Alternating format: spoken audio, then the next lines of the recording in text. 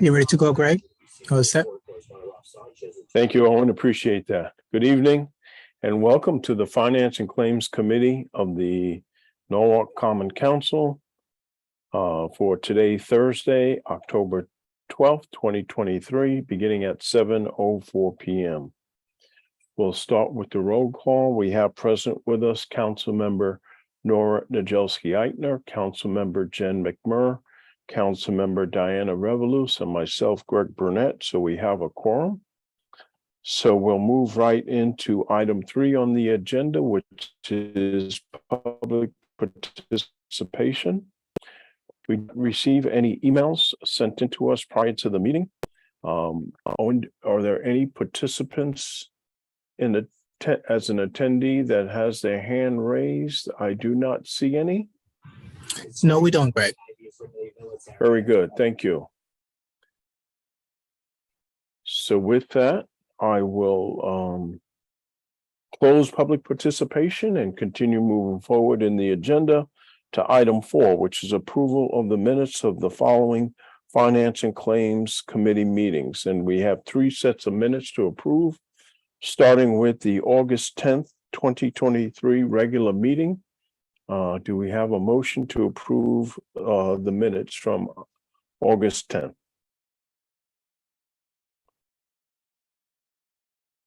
Yes, I see Nora Najelski-Eichner's hand is up. Thank you. Do we have any addition, deletions, or changes to the minutes? Okay, seeing none, I'll call for the vote. All those in favor of approval of the August 10th minutes, you show by a sign of raising your hand electronically. And I see Diana, myself, and Nora. Okay, that's the majority. Mr. Burnett, I have to abstain, just so you know. Great, thank you. So we have 3 approving of the minutes and 1 abstention, so the minutes are passed. Thank you. Moving on to the set of minutes from September 7th, 2023. Do we have a motion to approve the minutes from that date? Motion. Thank you very much. Councilmember Diana Revolus. Any additions, deletions, or changes to those minutes? Okay, hearing and seeing none, I'll call for the vote. All those in favor of the September 7th minutes as presented. I see 3. I also have to abstain on this. Okay, very good. So we have 3 in the positive and Councilmember Jen McMurr abstaining. Thank you. The minutes pass. And then finally, September 14th set of minutes. Do we have a motion to approve the minutes from September 14th? Motion. Thank you, Councilmember Diana Revolus. Any additions, deletions, or changes to those minutes? Okay, hearing and seeing none, I'll call for the question. All those in favor of approving the minutes as presented. I have 3 and I abstain again, sorry. no problem. So we have 3 approvals, 1 abstention, Councilmember Jen McMurr. So the minutes are passed. Thank you very much. That moves us to items 5, 6, and 7 on the agenda, which is 5 starts with our Claims Committee report. Then we'll move into the narrative on the tax collection dated October 23rd. And then finally, a monthly tax collection report dated September 2023. And we have our tax collector, Lisa B. And let the minutes show that Lisa is actually on vacation, but has zoomed in. Outstanding effort. Really appreciate that. So over to you, Lisa. Thank you. Good evening, folks. Good evening. Can you hear? You can hear Yes, me. Yes, very clearly. Yep. Super. The initial item to discuss is the Claims Committee report. There are 2 special requests that are special by virtue of the dollar amount in excess of $10,000. I also wanted to bring your attention to, on this report, you're going to see a lot of motor vehicle refunds. And this is a consequence of the billing that we reissued in September of 2023. relative to the motor vehicle billing that we issued in July with corrections. There were some taxpayers who owed more, and there were also many who owed less. And they were given the option of either having a credit on next year's bill, the summer of 2024 motor vehicle bill, or applying for a refund now. So when you see on that claims report, all the assessment changes on motor vehicles, that's what those are. Those are refunds. They were under $10,000, so you don't have to vote on them. We've already processed those refunds, but you're going to see more of those in the coming months as well. The two special requests, one was just an erroneous payment on last year's real estate bill, and the other is a compilation of leased vehicle credits that exceeds $10,000. So we do require a vote on that. Thank you, Lisa. So the specific dollar amounts that we're voting on, one dollar amount that's over $10,000 is $18,469.54, and another claim amount of $10,777.71. Please. Before we vote, do we have any questions of our tax collector on this item? The only question I have, Lisa, is with all of the, I'll call it ins and outs, you know, at the end of the day, are we whole or are we behind, or what's our posture as it relates to all the changes, the bills, et cetera? I think that we're okay because our Okay. collection percentage is actually slightly ahead of where it was last summer, or last end of September. So I think we are all right Okay, after all the ins and outs. so it was inconvenient, but at the end of the day, it's not as if we lost money or gained money. It was just kind of really an inconvenience. You could call it that. Okay, I'll be able to report in a little more detail when I'm back in the saddle. No But problem. from the looks of things, it looks okay. Very good.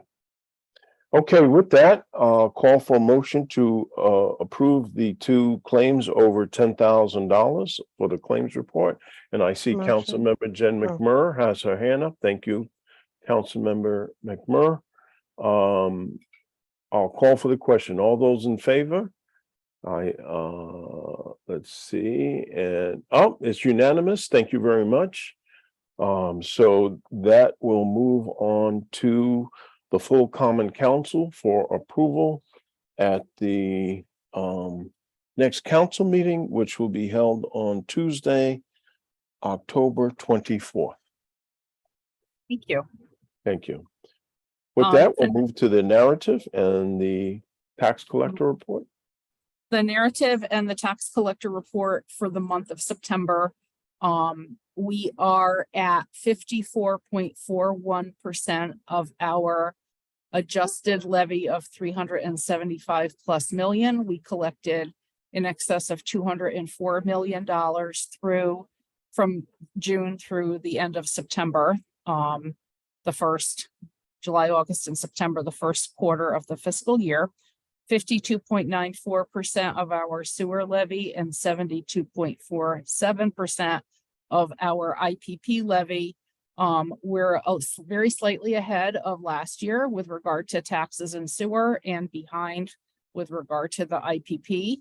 I'm heartened, the question that you asked, I'm heartened by the fact that we are keeping pace with last year, because we were concerned, when that second billing went out.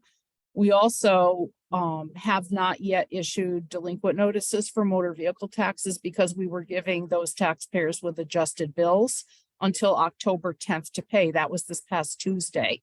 So even though we did send past due notices for real estate and for business personal property in September, we were not able to send them for motor vehicle.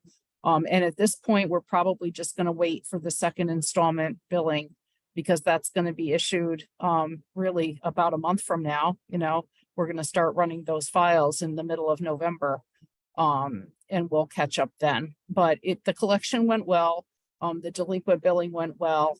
The supplementary, or whatever you want to call it, corrected billing went well. And what we're going to be focusing on now are two things. The first is, of course, the second installment billing. We depend on the assessor's office for the motor vehicle supplemental information. I put in my narrative as well. Paul Gorman and his division are going to work with us to ensure that we get that billing out when we want to get it out this year, which is by the second week of December, God willing. So that's item one. And item two is, of course, we have a tax sale planned for July of 2024. So in November of 2023 is when my staff and I are going to start working on that. That process is going to take us through the winter into the spring. And I believe it's the third Monday in July is our next tax sale that we did not have this past July. And I'll be glad to answer any questions you have about anything. I've been out of the office for about 2 weeks, so I'm not quite up to date as I normally am with what's going on, but I'll be back to work on Monday.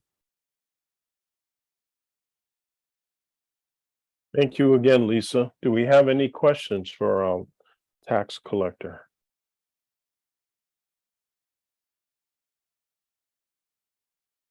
Okay, seeing none. Thank you so much for the report. Glad to see that we're slightly ahead in our collection rate, which is always good. Better to be ahead than behind. So Absolutely. let's keep doing what we're doing, and that 99%, that's our goal. I know. We're trying. We're trying, right? Every month we We are. keep trying. That's We great. do. We do. Thank you. Thank you so much. Enjoy the rest of your vacation, and we'll see you back safe and sound here in Norwalk soon. Thank you so much. Everyone take care. Take care. Cheers. Okay, that moves us on to item 8 on the agenda, which is the tax assessor update on the reval, and any updates that Paul might have on the elderly tax relief program. So over to Paul Gorman, our interim tax assessor. Paul. Thank you, Mr. Chairman, and good evening, everyone.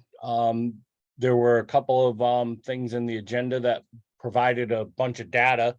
To just summarize, the reval is moving along very smoothly. The commercial and residential, all the inspections have been completed.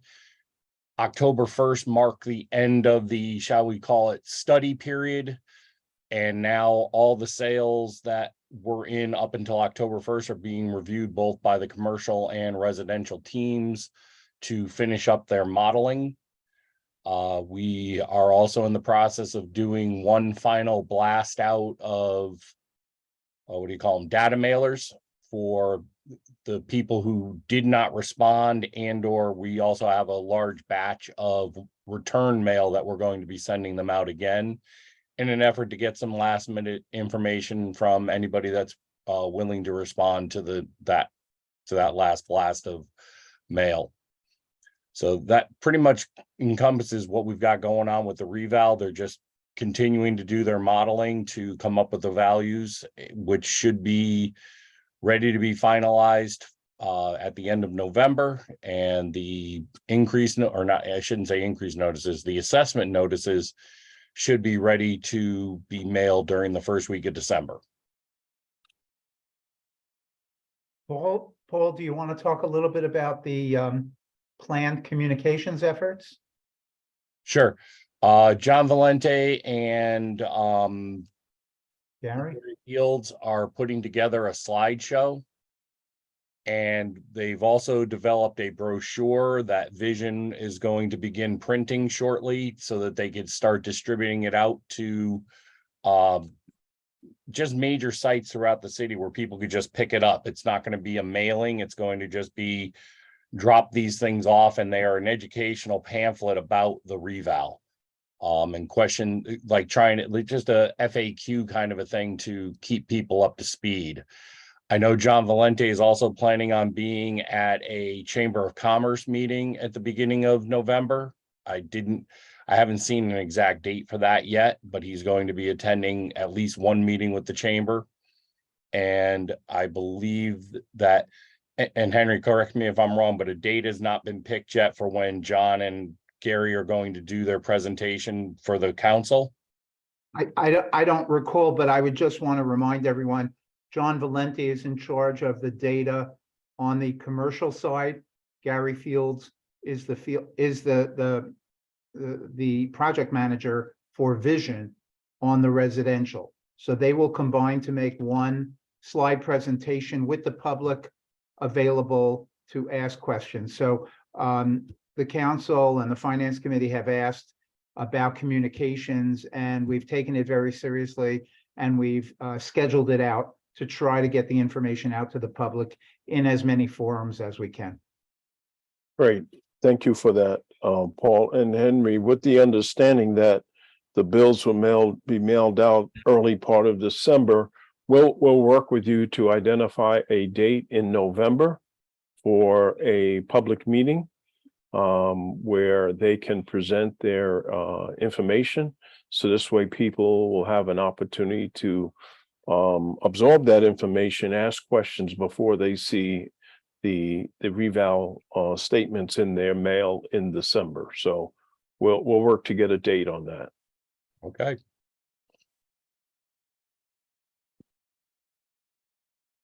Great. Do we have any additional questions or comments related to the eval work? Okay, hearing, seeing none. Was there further information on the elderly tax relief program? Right, so I sent through Chitsame, I provided 2 spreadsheets because the reason why we couldn't do a good comparison last month is because you can't compare 2021 grand list to the 2022 grand list because it's a 2-year program. So you'll see in the spreadsheets that I provided that the first spreadsheet's comparing grand list 2019 to grand list 2021, because that is a comparison of the same group, as we call it, the odd group or odd year. And then the other spreadsheet is comparing 2020 to 2022 for growth. And I've got on my screen, I've got the 19 versus 21 chart up. And you can see that the EHO participants in 2019 was 600, and in 2021 it jumped to 1,199. Paul, The do you main want to reason- share your screen? Oh, I'm sorry, I thought everybody had it in the agenda. I do not believe so. Owen, does Okay, I can Paul share my have the? screen. Okay, good. Thank you. Yep.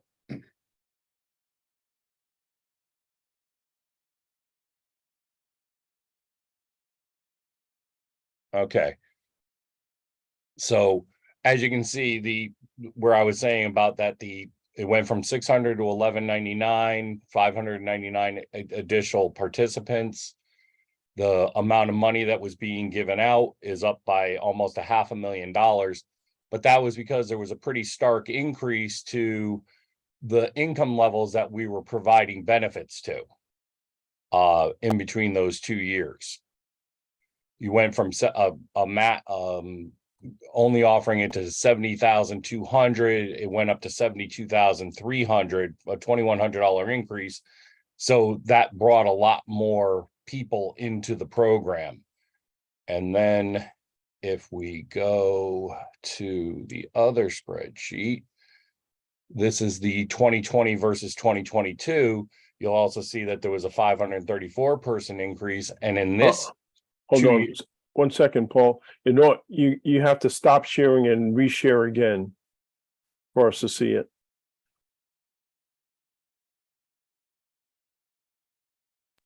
I can see it. No, that was the first screen. So Oh, okay. Right, now specify the second spreadsheet and share that one. great, perfect. And that's what I saw. You're muted, Paul. I don't know how I muted myself. I apologize. So here's where you could see that the income levels again increased by $5,200. And the amount of aid went up significantly again, over $500,000. The amount of people that were helping increased by 534 people. So that's your comparison that you asked for last month. That just took a while to pull all this data out because I had to do it from Munis and from QDS to put it all together for you.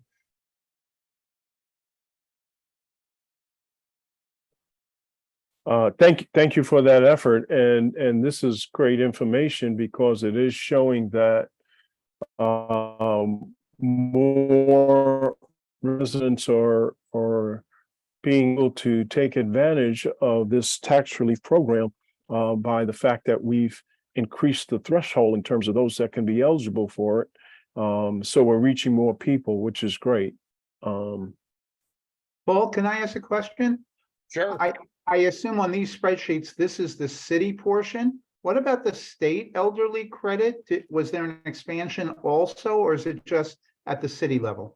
Well, it mostly was, the state has minor increases based on the COLA, the cost of living increases. I see. Theirs don't have, their changes don't have as much of an impact as, and again, I'll point to our higher tier. We went from, in 2020, our max was 71,300. 2 years later, that same group of people were able to be qualified at 76,500 with a $5,200 increase to the max, which not only brought in a bunch of new participants, but kept the people that were close to the limit safe and in the program. So the state program, here's the total state participants was 390, and it went up to 715. And that could be as much of, because like I said, they don't increase the state maximums that much, but that could also just be a factor of people hearing about the program and applying for it. Great, thank you.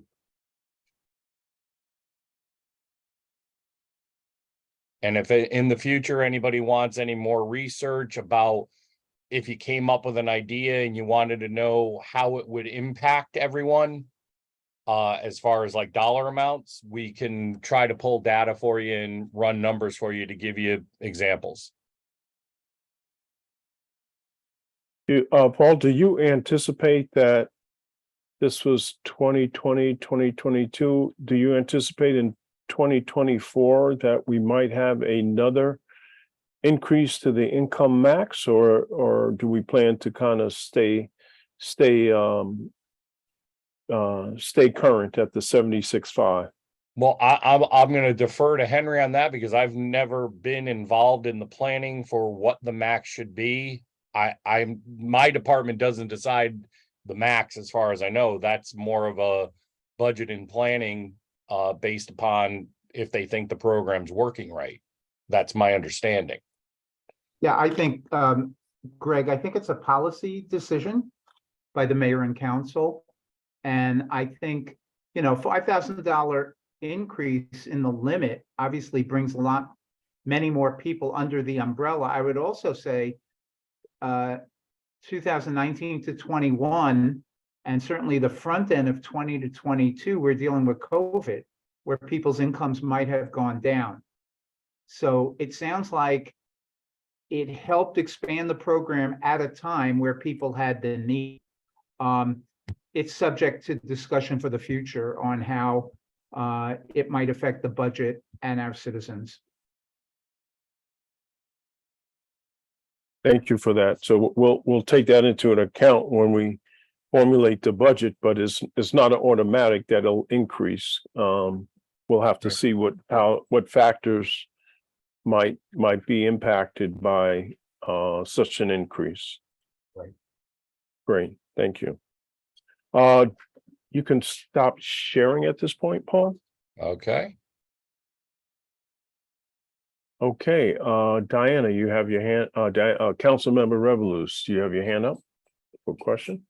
No, it's fine. Just, sorry for the background. Just quick question though. You said with people just learning more about the program, what are the communications that go out that specify this is available? We posted to the website, we posted to the community board here in the hallway at the town clerk's office. And I believe a public notice gets posted online with the hour that it's the time to do it. Next year, I'm hopeful, and I've got to talk to Lisa and her team and to whoever does their mailing about trying to mimic what Trumbull does with their billing in July. They send out a trifold folder that has all kinds of town information, but one portion of that brochure is dedicated to telling everybody that gets a bill, hey, if you know of anyone, or if you're somebody that these rules apply to, know that this is when the time to do something about it. So I'm hopeful that we might be able to get a communication push done with the billing next July to expand how we teach everybody. That would be great. That's awesome to hear. Thank you. I see Lisa has a hand up.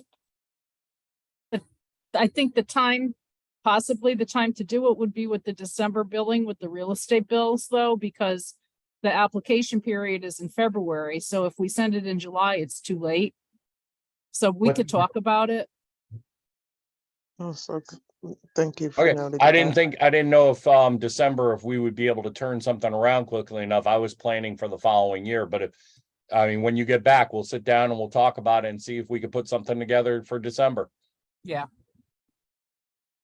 That would be great. Excellent. Thank you.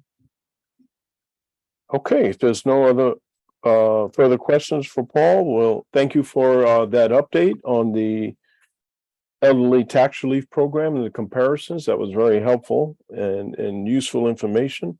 And we'll see what the next cycle brings. All right, thank you very much. Have a great evening. You too. That moves us to item 9 on the agenda, which is to receive the Oak Hills Authority monthly financial statements for both July and August 2023. And we have Denise Brown from Oak Hills Park Authority to give us those updates. Thank you, Denise. Hi, good evening, everybody. I'm Denise Brown from Oak Hills Park. So basically heading into the new fiscal year, for the month of August, our revenue, we were actually above our budgeted revenue. We're up $50,000. And for year to date, for July and August, we're up $63,000 for what we had originally budgeted. So the season's been good. Everybody's out playing golf, so that's really helped bring us along, which is really good, the way things have been picking up. And on the expense side, we've spent about $15,000 more than we had budgeted for the month of August, but that was tax on our carts, our leased carts, and then we had some machine repairs that had to be done. And actually, we're going to be needing to replace a rough mower. Jim Shell has looked into some proposals. The mower that we have is from 2012. It's a Toro, so we're going to be adding that in. It's going to be approximately around $65,000 because it's too hard to, I guess, maintain the mower we have, because you have, by the time you pull the engine out, he said, and you have to get to all the parts, it's just too much money to put into the repair, and it's going on 12 years old. So I think he borrowed a mower right now from the city. We're using that temporarily, so it was nice that we were able to get us. I think Ken Hughes had set up something and lent him the mower. So that's in the process of, we'll probably be settling on that sometime in November, I think. But overall for August, our operational income is up about $35,000. And for July and August, for year to date, we're up about $46,000. And so, the golf revenue is going good. Heading into November, though, things are going to start to slow down. It'll be all weather permitting pretty much on how the course goes right now. And we've had a lot of rain so far for going at the end of September and into October. And that rain is kind of hit on Fridays and Saturdays. So, that might affect things a little bit right now, unfortunately. I know that the city's been dealing with a lot of water problems in its own way. So, but, I think overall we're looking good. And so, we're happy with the way the course is running and the way that the income is coming in. So and then for the city, actually, we wound up paying so far for the past 2 months about $31,000 for the debt, for the restructured city debt. So, we're on target. We had budgeted $25,000 for that, so we're a little bit over the budget for our target budget. So paying 31. So pretty happy with the way that's all going. So Great, thank you. Question, how do you see the Oak Hills Park Authority position to get through the winter months in terms of your burn rate? Is it, it sounds as if there's funding available so that won't be an issue. no, it shouldn't be. I mean, we have about, $400,000 to $500,000 that we sit in our operating cash that we keep to get us through the winter. And, things get quieter and our payroll goes down. So everything, of course, the maintenance on the course is a little bit less. Everything kind of scales back. So we don't feel like there's any problem. And then when things will pick up again at the beginning of March. And then we do some pre-sales for our season passes and things like that, just to kind of start things up in January. So with our nest egg, I think we plan to be fine because we have a nice nest egg right now. So Great, good to hear. That's great. okay. Do we have any questions or comments for Oak Hills? Okay, hearing and seeing none. Thank you so much, Denise, for the update, and we look forward to continuing good news from the core. Let's hope the weather holds out. We get some dry weekends and get a few good rounds in between October and November. Thank you. Okay. Great, thank you. Before we close, our Chief Financial Officer, Mr. Dakowitz, do you have anything you want to share or any updates? I don't have any updates, but Mr. Chairman, maybe you want to talk about the upcoming Joint Finance Committee meeting? Yes, thank you. As all of the committee members know, next Wednesday, we have a joint meeting with the Finance Committee of the Common Council, along with the Board of Education Finance Committee. We'll be meeting at the Center for Global Studies, CGS, starting at 7:00 p.m.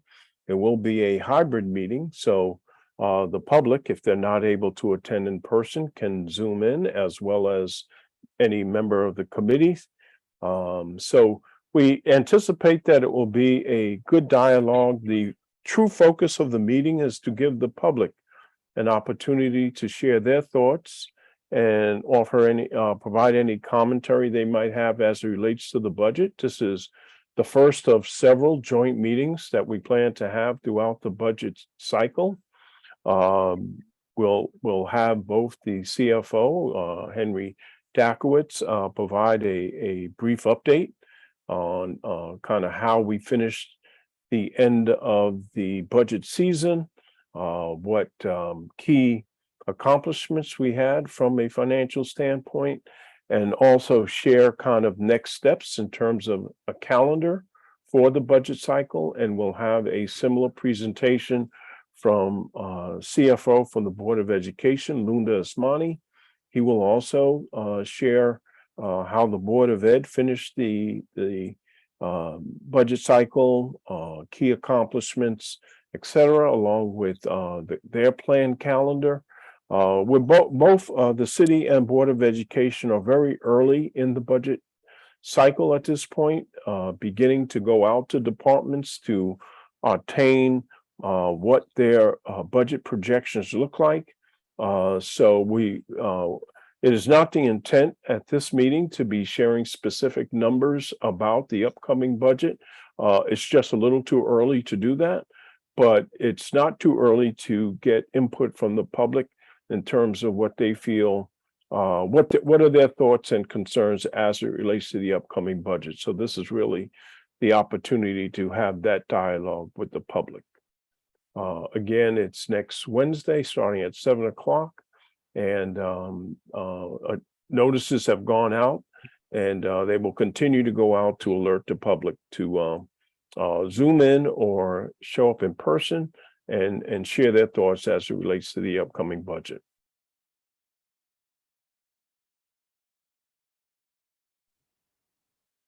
I can do my motion. Henry, did I leave anything out or? No, I think the emphasis is what you said. A look back, these are unaudited numbers for fiscal 23. We're in the middle of our audit, but it's current projections of where we are, budget versus actual. We're looking at the positive budget accomplishments for last year, and then the view toward next year's budget, which would be the budget for fiscal year 25. We're just looking at factors that we may have to consider as part of that process. For example, the revaluation, their environmental issues. So we'll just touch lightly upon some of those topics to set the stage. And then as we go through the budget process, we'll have more information to share.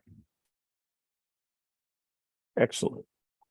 Looking forward to a very good and a very positive discussion to kick off the budget cycle. All right, any questions for Mr. Dakowitz? Okay, hearing and seeing none, Council Member Diana Revelous. Motion to adjourn. Thank you. We have a motion to adjourn. Hands went up rather quickly. All those in favor? Oh, Diana, are you? I said aye. Oh, I didn't hear you. Thank you. Oh, Very sorry. good. Okay, very good. We stand adjourned. Have a good rest of the evening and thank you for participating. Take care. Thank you. Good night. Good night.